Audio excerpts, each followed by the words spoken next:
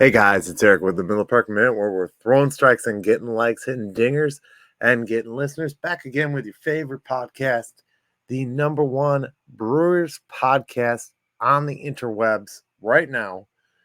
The Miller Park Minute, of course. Throwing strikes, getting likes, hitting dingers, and getting listeners. And we're going to get a little crazy. We're going to get a little off the chain tonight, and we're going to talk about my 24 predictions for the 2024 season. Your 2023 division champion Milwaukee Brewers are going to bring it back this year, and we're going to talk about it. Before we talk about that, you can watch the show daily on Spotify, Apple, Google, iHeartRadio, CastBox, Amazon, Pocket Cast, Radio Public, just to name a few. We record these shows nightly. If you want to participate in a show, you can message me on X. Link up with my Facebook page. That is the Miller Park Minute and the Milwaukee Brewers. You can see some updates. We're also on the other social platforms, some short form clips, that kind of thing. Check us out. SeatGeek code if you want to save some money on some tickets right now. Miller Park Minute is the code to use. You can also support us on Patreon, patreon.com/Miller Park Minute. Or you could join the YouTube down below. That being said, let's get into this list. I prepared a list. These are some of my off-the-wall ideas. Just kind of comparing from 23 to 24, I had some off-the-wall ideas. I was right on some things. I was wrong on some things. We're going to try and do it again. I think total, I had maybe a handful, right? Maybe two or three. So let's hope for a better ratio this year. I did get the NL Central right. I did get Corbin Burns led the team in Ks. Yeah, I had some numbers right. I did at the end of the day. I didn't have the number of All-Stars right. We didn't win the World Series. Joey Wiemer did get called up first, so that was pretty cool. Yeah, so that being said, let's get crazy. Let's drink a little of the Kool-Aid right now, and we'll go down the list. So we all know that Jackson Chourio is coming. He is coming to the team, whether we like it or not. My preference is that he is going to have some time to develop in AAA before he is called up to the big league roster. But that being said, I do think the young man is good enough to earn himself a Rookie of the Year for the season of 2024. So coming right in, number 24 in my early predictions for 2024 is Jackson Chourio is the Rookie of the Year. To follow that one up, I said, but not on the opening day roster. I did two for these. I like to hedge my bet a little bit. So I did two for that he is not on the opening day roster. I would like to get that one right, but I don't think I have a good opportunity to get that one right. And we're going to check back on these from time to time, like we did in 2023 with my 2023 things about 2023. I'd like to check back on the things I say on this podcast and revisit. And if I'm wrong, I'm wrong. I mean, there's a lot of crossed off things on this list that I got wrong. I put 22 as, of course, the man, number 22, Christian Yelich, returns to all-star form. Number 20, it's kind of a weak one, but Miley is awesome. I love Miley. So, I don't know how many W's that is. Maybe if he could get 12 victories, that would be awesome. Miley is an older player, and he's up there near my age, so he's getting really old. Garrett Mitchell, comeback player of the year. Garrett Mitchell missed a good portion of the year last year.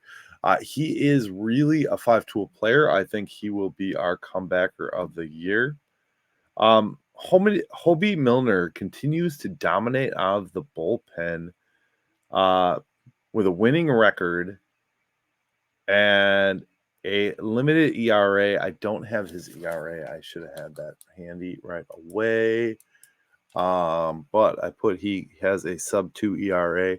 I believe Last year, he was at a 2 ERA. I meant Milner, not Miley. I should have done that before. Come on. Hobie Milner of the Milwaukee Brewers. I hope he stays. I don't want him to be one of those ones they traded. He's 32. Let's see here. Yeah, so he was 182 last year. So he was, I will say, sub 185, 175 will be his ERA this year. He was just very dominant. He pitched 64 innings, 59 strikeouts last season. So I expect him to continue dominating better numbers. He's very good. Uribe, I believe, is going to be of all-star level. I think he's the next in line closer. I mean, I think that goes without saying, but I think he's going to be all-star level. I'm also giving Owen Miller the nod at first base. I believe he will become our everyday first baseman. Owen Miller came in some tight situations last year. Didn't get regular play, but he was a valuable asset to the Milwaukee Brewers, and I believe he will be again in 2024. So Owen Miller, if you look at the 23 season, he had 291 at-bats, 76 hits, 5 home runs, batted .261, 27 RBIs, 13 stolen bases, 303 OBP, slugged .371, 674. This is OPS. So I believe he will even be better than that. He will take over that everyday first base spot. We've kind of used him a little bit of everywhere. So utility guy for sure. Him and Monasterio, as I talked about, I think those two will still be a part of the club and valuable assets to this club going into this season. So going down the list, Devin Williams will get a Rolaids reliever of the year. That's kind of a gimme one, but that's a fun one nonetheless because Devin Williams is awesome, has been awesome, continues to get that way. We're really good at grooming these closers for the big leagues, and we've had some of the best relievers come out of the Milwaukee Brewers organization over the years. So Burns, I've got at 225 strikeouts last year. Corbin Burns was the leader for the team in strikeouts I think he just got over 200, if I remember correctly. So this could be up in his game a little bit, but I believe Corbin Burns does have the capability to do it. He just got over 200 last season. And Freddie Peralta, I've got actually coming in ahead of him because I've got some big stuff coming for Freddie Peralta down the pipe. I think he gets another All-Star. That's not actually a numbered prediction, but that's just, I think he's one of our All-Stars. He had 165 innings pitched, 210 strikeouts. Oh, I was wrong. So technically, Corbin Burns did not lead the way with strikeouts. It was Freddie Peralta. And I think Freddie Peralta moves into more of that ace type position. He's going to be the guy going forward. If Burns gets traded, he will definitely have to step up and be the guy. So that'll be interesting to see how that dynamic works out and how Freddie handles the position. I don't think he will be bad by any means. So we talked about that. Sal Frelick, I believe, deserves an All-Star, or will garner himself an All-Star this season. I think he will make the adjustments. I don't think talent like his, it's a matter of time before he these young guys, Weimer, Mitchell, even Churio is going to have an adjustment period, and that's what we're going to have to realize. You can't expect the Jackson Churio to have mowed through 2 of the minor league levels, not you do the 3rd one, and then just mow down major league pitching. That's not going to happen. If you expect that, then you are sorely mistaken. William Contreras, this is an easy one. All-Star. He's going to have an All-Star caliber season. Yelich, batting close to 300. So last year I had Christian Yelich batting 288. Christian Yelich's final batting number was, switch tabs, 278 in 2023. So I was 10 points off. So we're going to have him bat even closer to 300. I just put 300 as the bar. If he gets in the 290s, I'm going to celebrate that as a win. Last year, 75 RBIs, 106 runs, 28 stolen bases, 370 OBP, 447 slug, and an 818 OPS out of that leadoff spot. The Young Bucks shine. I just kind of wanted to highlight Weimer, Mitchell, Turang.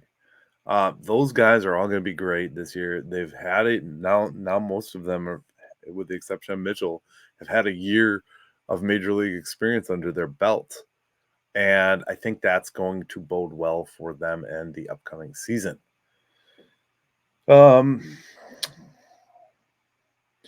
I do see that there's a potential, and this is kind of a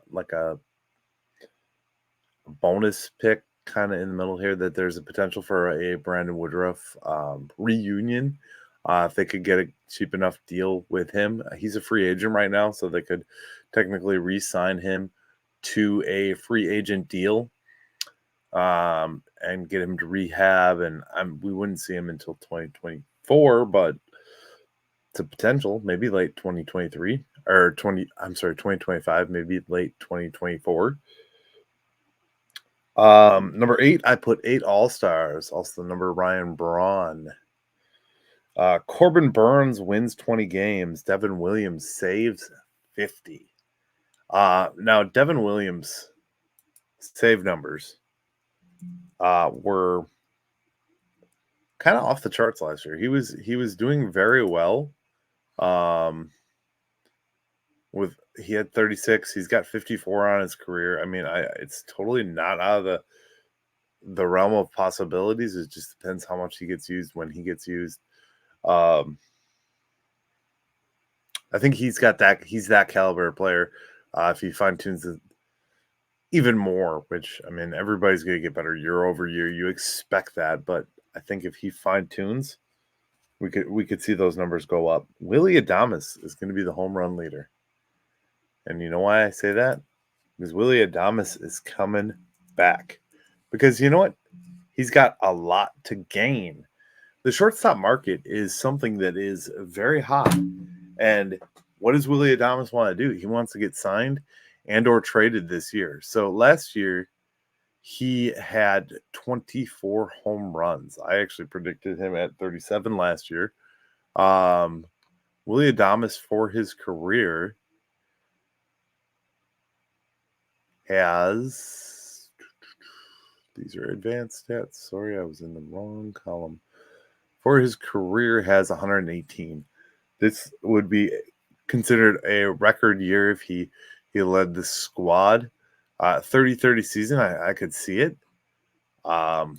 He's got to come back. That's no ifs, ands, or buts about it. He's got to come back. If he could get an All-Star nod, that'd be amazing.